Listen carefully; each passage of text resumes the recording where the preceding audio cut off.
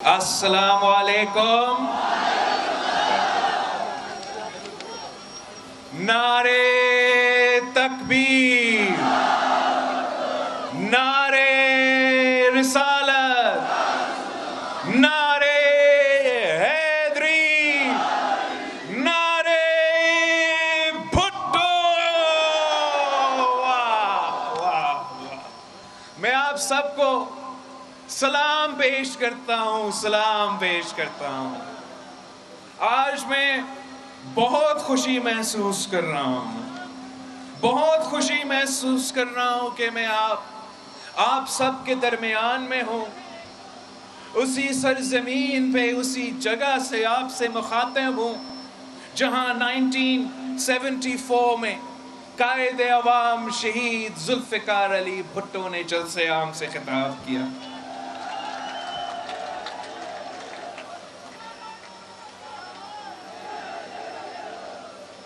حویلی شہید ذوالفقار علی بھٹو کے سپاہی اور شہید محترمہ بینظیر بھٹو کے بھائی ممتاز حسین راٹھور صاحب کی بھی سرزمین ہے.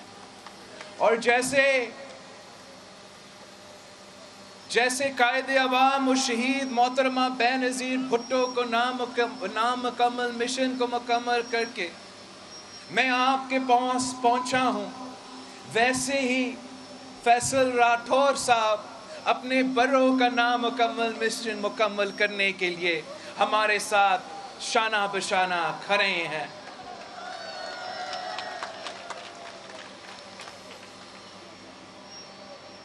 میں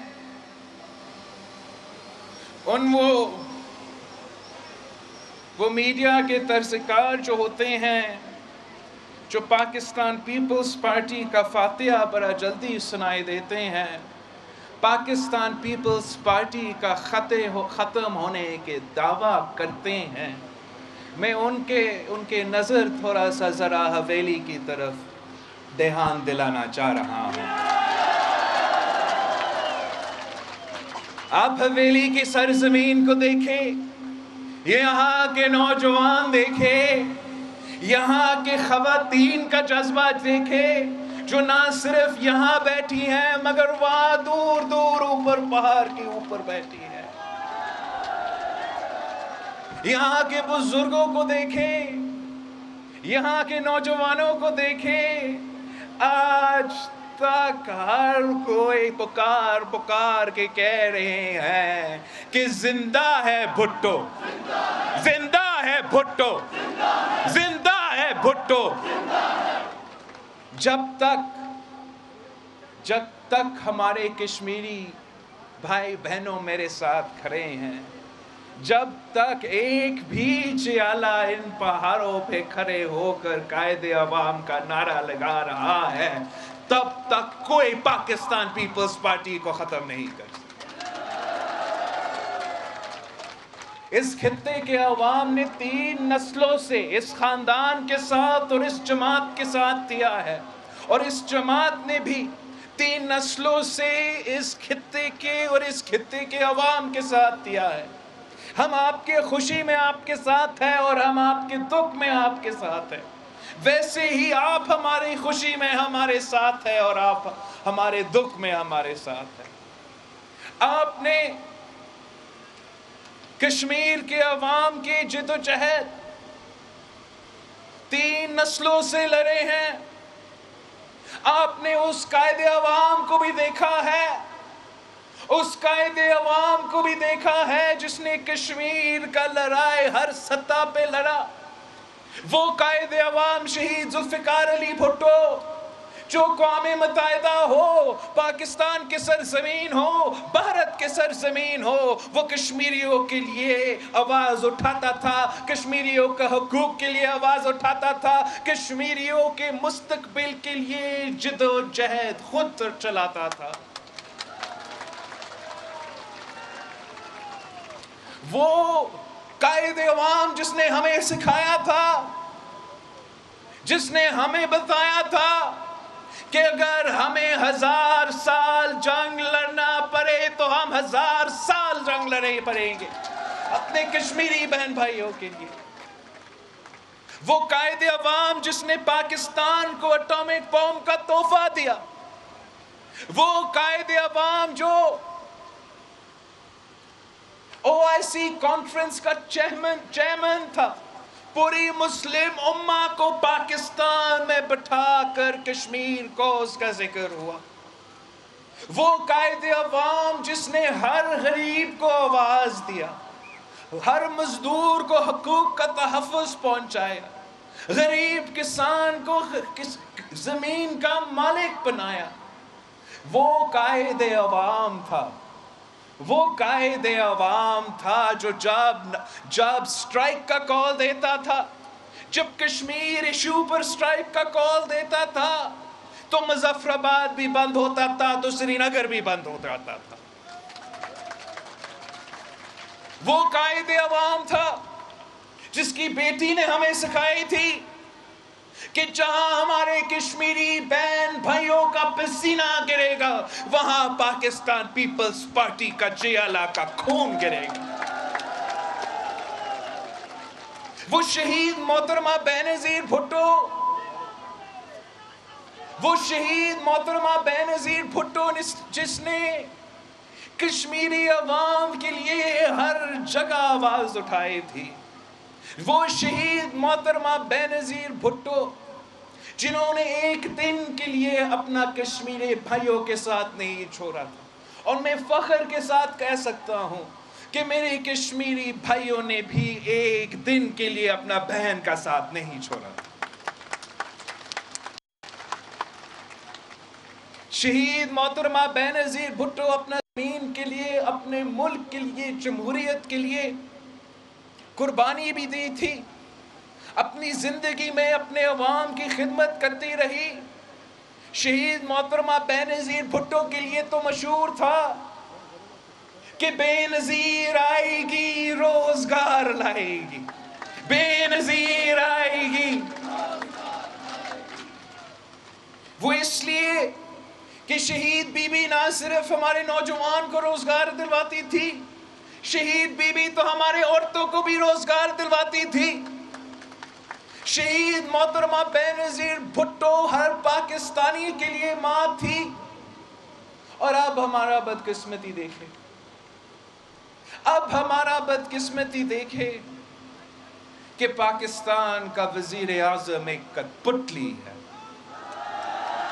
پاکستان کا وزیر اعظم ایک سلیکٹڈ ہے، پاکستان کا وزیر اعظم نالائق ہے، پاکستان کا وزیر اعظم نااہل ہے، یہ تو ناجائز وزیر اعظم ہے۔ یہ بزدل کشمیر کے لیے تو بات بھی نہیں کر سکتا ہے۔ کشمیر میں تاریخی حملہ ہو، کشمیر میں تاریخی حملہ ہو تو ہمارا وزیر اعظم کا جواب کیا ہو؟ میں کیا کروں؟ شہید محترمہ بینظیر بھٹو تو عورت تھی، خاتون وزیر اعظم تھی، لیکن جب کشمیری پہ حملہ ہوا، جب کشمیری پہ ظلم ہوا تو وہ خاتون وزیر اعظم ہونے کے باوجود یہ کہہ سکتی تھی کہ جہاں میرے کشمیری کا پسینہ گرے گا وہاں میرا خون گرے گا۔ تاریخی حملہ ہوتا ہے، تاریخی حملہ ہوتا ہے۔ ذرا سوچیں، اگر قائد عوام شہید ذوالفقار علی بھٹو پہ تخت دار پہ نہیں لٹکایا جاتا، اگر قائد عوام کو شہید نہیں کیا جاتا تو یہ تاریخی حملہ کشمیر میں ہوتے تو قائد عوام شہید ذوالفقار علی بھٹو اقوام متحدہ میں کیا کرا دیتے؟ قائد عوام شہید ذوالفقار علی بھٹو نہ صرف اس طرف کے کشمیریوں کے لیڈر تھا مگر اس طرف کا کشمیری کا بھی لیڈر تھا۔ یہ بزدل کو دیکھے، یہ کٹپٹلی کو دیکھے، اس کا تاریخی حملہ ہوتا ہے ہمارا بہن بھائیوں پہ، تاریخی حملہ ہوتا ہے۔ تو بزدل کہتا ہے کہ میں کشمیر ہائی وے کا نام اب سری نگر ہائی وے رکھوں گا۔ تاریخی حملہ کا جواب ہائی وے کا نام رکھ رہا، تاریخی حملہ کا جواب اپنا ہی نقشہ پہ اپنا ہی قلم سے تبدیلی کرنا، عوام کے سامنے پیش کرنا۔ ہم سمجھتے ہیں ہم سمجھتے ہیں کہ ہمارا وزیر اعظم ناکام رہا ہے. ہم سمجھتے ہیں کہ ہمارا وزیر اعظم ہمارے کشمیری بہن بھائیوں کے امیدوں کو پورا نہیں کر سکے. ہم سمجھتے ہیں کہ ہمارا وزیر اعظم کو یہ اندازہ ہی نہیں ہے، یہ اندازہ ہی نہیں ہے کہ ہر کشمیری کا ایک ہی نعرہ ہے، ہر پاکستانی کا ایک ہی نعرہ ہے کہ کشمیر کا سودا، کشمیر کا سودا، کشمیر کا سودا. میں حویلی کا عوام سے پوچھتا ہوں کہ 25 جولائی کو آپ تیر پہ دھپا لگائیں گے، آپ پی ٹی آئی کو بگائیں گے، آپ عمران کو پیغام پہنچائیں گے، آپ بنی گالا کو پیغام پہنچائیں گے، آپ دہلی کو بھی پیغام پہنچائیں گے کہ حویلی کے ووٹر کا، حویلی کا عوام کا ایک ہی نعرہ ہے، کشمیر کا سودا نامنظور، کشمیر کا سودا نامنظور. ہم تو کشمیر کے عوام کے رائے پہ چلنے والے ہیں. ہم تو سمجھتے ہیں کہ ہمیں فیصلہ ہی نہیں کرنا ہے. اگر فیصلہ ہونا ہے تو آپ نے فیصلہ کرنا ہے. اگر فیصلہ ہونا ہے تو یہاں کے نوجوانوں نے فیصلہ کرنا ہے. اگر فیصلہ ہونا ہے تو یہاں کے مائیں بہنوں نے فیصلہ کرنا ہے. اگر فیصلہ ہونا ہے تو یہاں کے ہمارے بزرگوں کے فیصلہ ہونا ہے. ہم تو آپ کے حکم کے مطابق چلیں گے، ہم کسی کی ڈکٹیشن پہ نہیں چلیں گے. ہم سمجھتے ہیں کہ آپ حکم کریں. آپ کا حکم کیا ہوگا؟ آپ حکم کریں کہ کل امن ہو تو ہم امن کروائیں گے. آپ حکم کریں کہ کل جنگ کرو، ہم سب تیار ہیں، جنگ کرنے کے لیے بھی تیار ہیں. مگر ہم کسی اور کی ڈکٹیشن پہ چلنے کو تیار نہیں ہیں. ہم عوام کے ڈکٹیشن کو مانتے ہیں.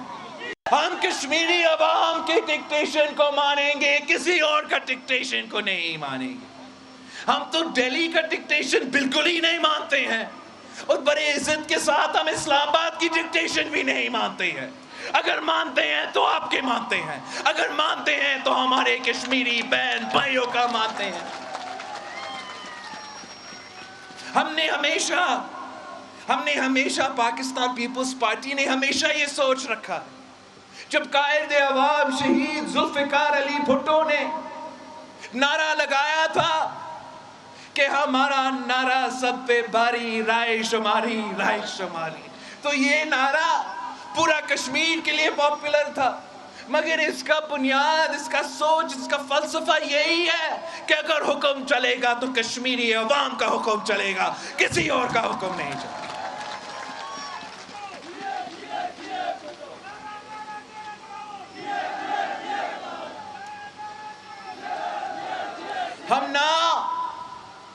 ہم نہ وہ وزیر اعظم چاہتے ہیں جو اسلام آباد میں بیٹھ کے مودی کے الیکشن کو جیتنے کا دعا مانگتے ہیں. ہم وہ وزیر اعظم نہیں چاہتے ہیں جو کہے کہ اللہ کرے کہ مودی جیت جائے تاکہ کشمیر کا مسئلہ حل ہو. ہم امید رکھتے ہیں کہ اس بیان کا جواب آپ 25 جولائی کو دیں گے.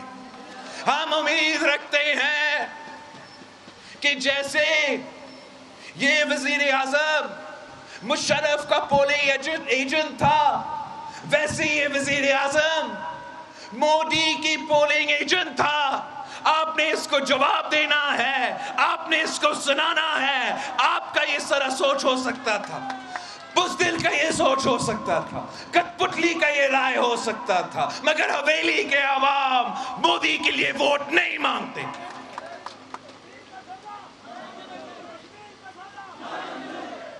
ہم وہ بھی وزیر اعظم نہیں چاہتے، ہم وہ بھی وزیر اعظم نہیں چاہتے جو مودی کو دعوت دے کے اپنے شادیاں پہ بلاتے ہیں. ہم تو آپ میں سے ہیں، آپ ہمارے ہو. اگر آپ کا مخالف ہے، اگر آپ کا دشمن ہے تو میرا مخالف ہے، میرا دشمن ہے. یہ کیسے ہو سکتا ہے؟ یہ کیسے ہو سکتا ہے؟ یہ کیسے ہو سکتا ہے کہ خوشیاں ان کے ساتھ مناؤ اور دکھ آپ کے ساتھ بانٹو؟ پاکستان پیپلز پارٹی اس ملک کا واحد جماعت ہے، اس ملک کا واحد جماعت ہے جو کشمیر میں کبھی سودا نہیں کر سکتا، اس ملک کا واحد جماعت ہے جس کی بنیاد کشمیر ایشو کی وجہ سے ہوا تھا، اس ملک کی واحد جماعت ہے جو آج تک ان کا قیادت نے مودی سے ملا بھی نہیں، مودی سے ہاتھ بھی نہیں ملایا۔ اگر ایک جماعت ہے جو مودی کے آنکھوں میں آنکھیں دیکھ کر جواب دے سکتی ہے تو وہ نہ مسلم لیگ نواز ہے، وہ نہ تحریک انصاف ہے، وہ صرف اور صرف قائد عوام کا پیپلز پارٹی ہے، وہ صرف اور صرف شہید محترمہ بینظیر بھٹو کی پیپلز پارٹی ہے۔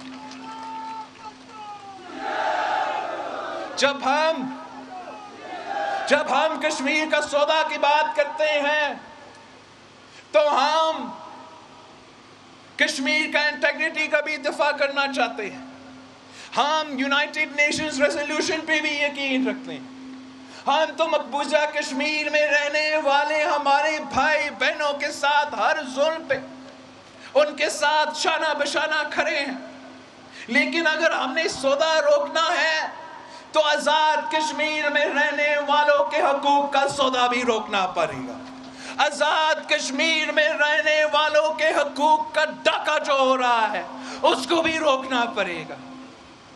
ہمیں یہاں کے عوام کو اس تبدیلی کا تباہی سے بچانا پڑے گا۔ آپ کو پتا ہے کہ تبدیلی کا اصل چہرہ کیا ہے؟ پورے پاکستان کو پہچان رہے ہیں، پورا پاکستان پہچان رہے ہیں کہ تبدیلی کا اصل چہرہ یہ تاریخی مہنگائی ہے، تبدیلی کا اصل چہرہ یہ تاریخی غربت ہے، تبدیلی کا اصل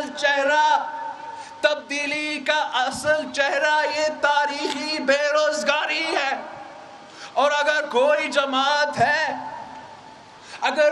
جماعت ہے جو اس مشکل وقت میں، اس مشکل گھڑی میں، اس معاشی بحران میں عوام کے لیے سہارا بن سکتی ہے، مظلوم کے لیے سہارا بن سکتی ہے، غریب کے لیے آواز بن سکتی ہے، تو وہ شہید رانی کے پاکستان پیپلز پارٹی ہے۔ یہ تو ہمارا تاریخ ہے۔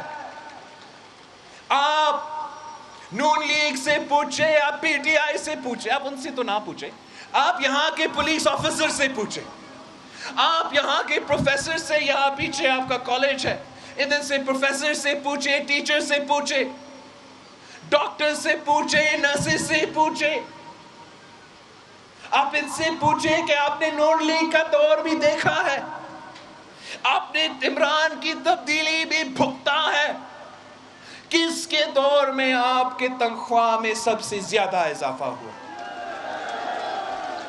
کس کے دور میں آپ کے بچوں کو سب سے زیادہ روزگار ملا؟ کس کے دور میں؟ آپ اپنے بزرگوں سے پوچھیں کہ کس کے دور میں 100% پینشنز میں اضافہ ہوا؟